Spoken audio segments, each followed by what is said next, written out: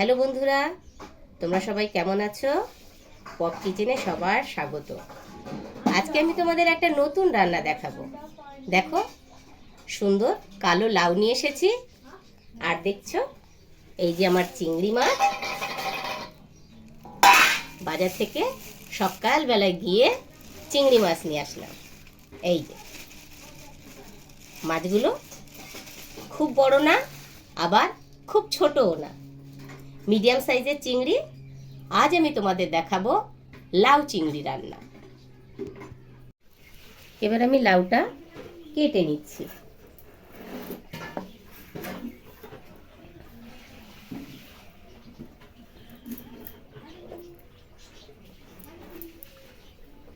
খোসাটা ছাড়িয়ে ফেলছি।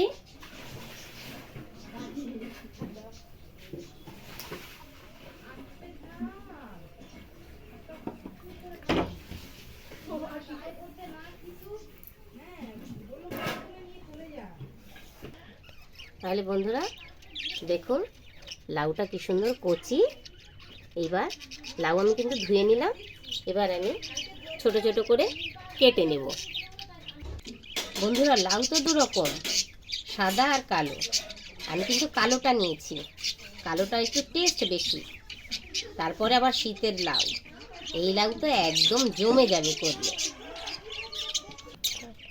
তাহলে বন্ধুরা, এই দেখুন লাউ আমি কেটে কমপ্লিট করে নিয়েছি। পরে বন্ধুরা, এবার তাহলে আমি চিংড়িগুলোকে ভালো করে ধুয়ে নিয়েছি।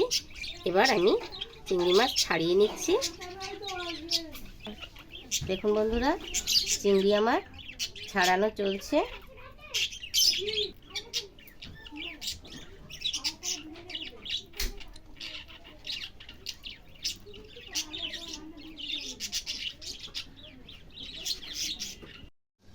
আমার চিংড়ি মাছ তাহলে কাটা কমপ্লিট হয়ে গেল। দেখুন, সব একেবারে পরিষ্কার করে নিয়েছি। তাহলে লাউ চিংড়ি করতে আমার লাগছে মশলা নিয়ে নিয়েছি। দেখুন, প্রধানত হচ্ছে রাঁধুনি, জিরে, শুকনো লঙ্কা, আদা, তেজপাতা, কাঁচা লঙ্কা, নুন আর হলুদ।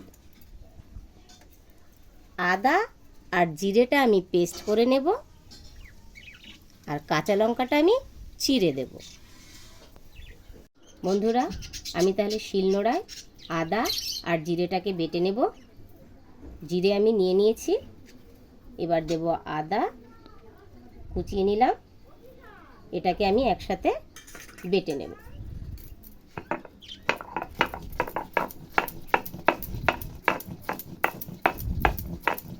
তাহলে বন্ধুরা, আমি মশলাটা একেবারে মিহি করে বেটে নিয়েছি। দেখুন বন্ধুরা, কড়াই আমি এবার বসিয়ে দিয়েছি। কড়াইয়ে দিয়ে দেবো এবার সর্ষের তেল।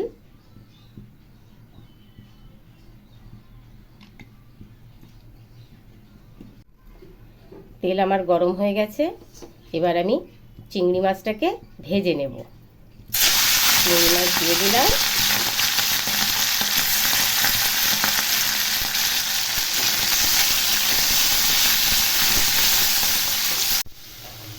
এবার আমি চিংড়ির মধ্যে দিয়ে দেব লবণ, সামান্য হলুদ,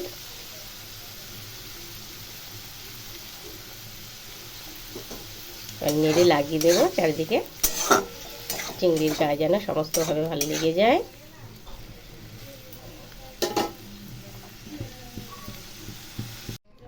আবার কড়াই আমি বসিয়ে দিয়েছি। কড়াই গরম হয়ে গেছে। তেল আমার গরম হয়ে গেছে। এবার তেলে আমি দিয়ে দিলাম রাঁধুনি, শুকনো লঙ্কা ছেঁড়া আর তেজপাতা।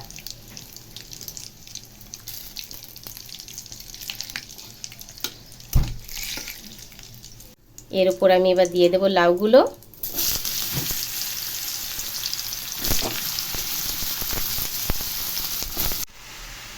এবার আমি এটাকে ভালো করে নেড়ে চেড়ে দিচ্ছি।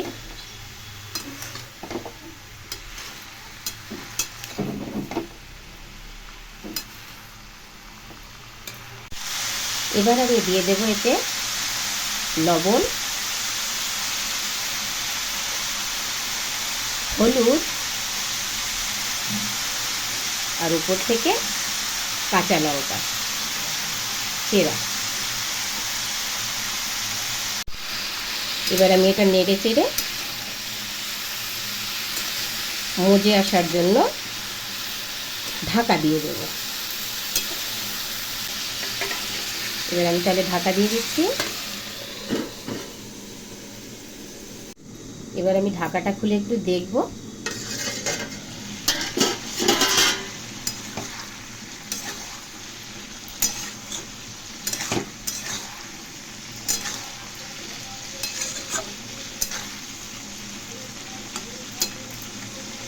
আর একটু মজবে, এই জন্য আরেকটু ঢাকা দিয়ে দিই। তাহলে দেখুন আমার লাউ থেকে কত জল বের হয়েছে। এবার আমি এই লাউয়ের ভেতরেই দিয়ে দেব আমার কাঁচা মশলা বাটাটা, যেটা আদা আর জিরে আমি বেটে রেখেছি।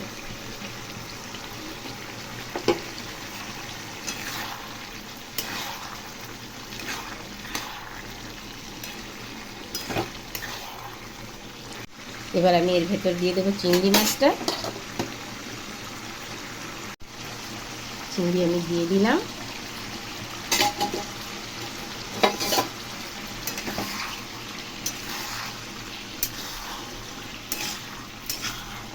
নেড়ে চেড়ে একটু ঢাকা দেব।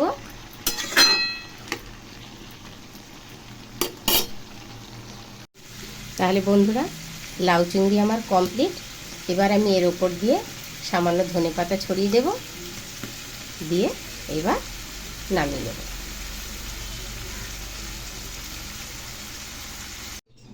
তাহলে বন্ধুরা লাউ চিংড়ি আমার কমপ্লিট হয়ে গেলে দেখুন রান্নাটা আপনাদের কেমন লেগেছে। ভালো লাগলে লাইক করবেন, শেয়ার করবেন আর সাবস্ক্রাইব করতে কিন্তু একদম ভুলবেন না। টাটা।